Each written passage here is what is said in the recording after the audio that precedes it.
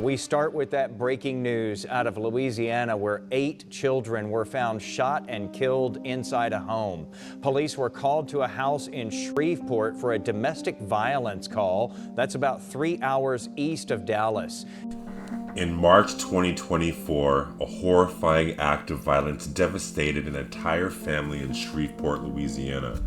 What began as an ordinary evening ended in unimaginable tragedy that 8 innocent children were murdered in a mass shooting that shocked the nation. The victims ranged in age from just 3 years old to 11. Their names were Jayla Elkins, 3, Shayla Elkins, 5, Kayla Pugh, 6, Layla Pugh, 7, Markaydon Pugh was 10, Sariahh Snow was 11, Khedarrion Snow was 6, and Braylon Snow was 5.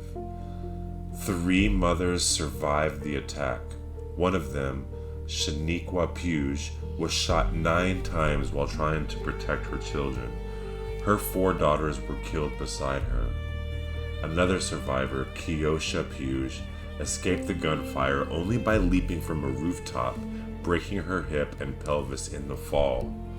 The horror of what happened that night would leave permanent scars on everyone connected to the case, but perhaps the most heartbreaking image came days later at the funeral home, when staff gently placed golden crowns on the head of 8 tiny children before closing their caskets forever. This is the story of the Shreveport Massacre.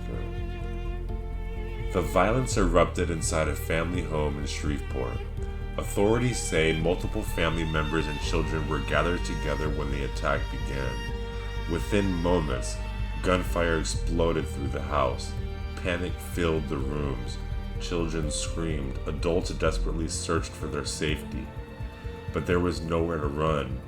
Investigators later described the scene as one of the worst child murder cases the region had ever witnessed. 8 children were killed. Entire branches of a family tree vanished in minutes. The victims included 4 daughters of Shaneiqua Pugh. The children represented multiple generations of love, family, birthdays, school memories, dreams, and futures that would never come. By the time the police arrived, the home had become a scene of unimaginable devastation. Among the survivors was 34-year-old Shaneiqua Pugh. She had been shot 9 times. 9 bullets tore through her body during the massacre. Despite catastrophic injuries, emergency responders managed to rush her to hospital alive. Doctors immediately performed surgery in an attempt to save her life. While surgeons fought to stop the bleeding, an even greater emotional nightmare awaited her. All 4 of her children were dead. Imagine waking up in a hospital bed after surviving 9 gunshot wounds, only to learn that every one of your daughters had been murdered. No parent is prepared for that kind of pain. Family members later said Shaneiqua was emotionally shattered beyond words. The physical wounds would eventually begin healing, but emotionally there are some injuries that never truly close. For Shaniqua's younger sister, Kayla Pugh, survival came down to a split-second decision. As gunfire erupted through the home, Keosha realized she was trapped. The shooting was happening too fast. She had almost no options left, so she jumped. Keosha leaped from the roof in a desperate attempt to escape the violence unfolding inside. That fall saved her life, but left her seriously injured. Despite the pain, she survived. Her son, however, did not. 10-year-old Markaydon Pugh was among the 8 children killed that night. The emotional weight of surviving while losing a child is something a few people can fully comprehend. And like her sister Shaneiqua, Keosha chose not to speak publicly during the funeral services. The grief was simply too overwhelming. The massacre also devastated another mother forever. 3 of the victims belonged to the Snow family. Sariahh, the oldest of the victims, was only beginning to enter her teenage years. She had dreams, interests, friendships, and an entire future waiting ahead of her.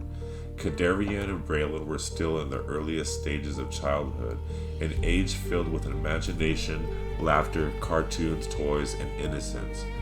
Their murders stunned the community. Neighbors struggled to understand how anyone could harm so many children at once. The loss rippled far beyond the immediate family. Teachers, friends, relatives, church members, entire neighborhoods mourned together, because when children are taken by violence, the grief spreads through entire communities. After the massacre, authorities say the suspect fled the scene. According to police, he carjacked another man at gunpoint while attempting to escape law enforcement. Officers quickly launched a massive search operation across the region. Eventually, police located the stolen vehicle and began pursuing the suspect into a neighboring Bossier parish, roughly 30 miles from the original crime scene. The chase came to a violent end. Authorities started that officers fatally shot the suspect during the confrontation. Just like that, the man accused of murdering 8 children was dead. There was no courtroom trial, no testimony, no cross-examination, no public explanation for why this happened. For surviving relatives, that meant another kind of suffering, the absence of answers. Sometimes families hope that court proceedings will bring closure, but in this case, many questions died alongside the suspect. Days later came one of the most emotionally devastating moments imaginable, the funeral viewing. It was the first time the surviving mothers were physically able to see their children after the massacre. The room was filled with heartbreak. Tiny caskets sat side by side. Family members wept openly. Some mourners reportedly became too overwhelmed to stand. Funeral home staff performed one final act of compassion before closing the caskets forever. They gently placed golden crowns on each of the child's head, 8 golden crowns. For many in attendance, the crowns symbolized innocence, purity, and the belief that the children were now angels in heaven. Witnesses described the scene as almost impossible to process emotionally. No parents expected to bury a child. These mothers had to bury 8. The image of those tiny crowns would become one of the most defining symbols of the tragedy.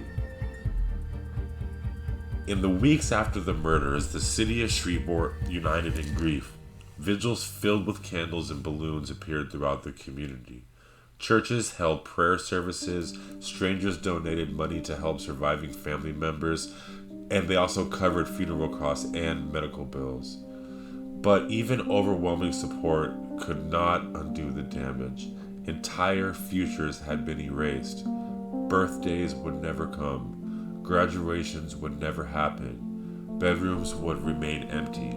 The tragedy forced many people to confront uncomfortable realities about violence, trauma, and the long-lasting damage left behind after family massacres. Because when something this horrific happens, the pain does not disappear after the news cycle ends. The survivors carry it forever. The Shreveport Massacre was more than a headline. It was the destruction of an entire generation of children. 8 children whose lives ended before they truly began. Today, their names remain etched in the heart of people who love them the most, and perhaps the most haunting image left behind in that funeral room filled with tiny caskets crowned in gold. A final goodbye no family should ever have to endure, because some tragedies are so devastating they leave scars that never fully heal.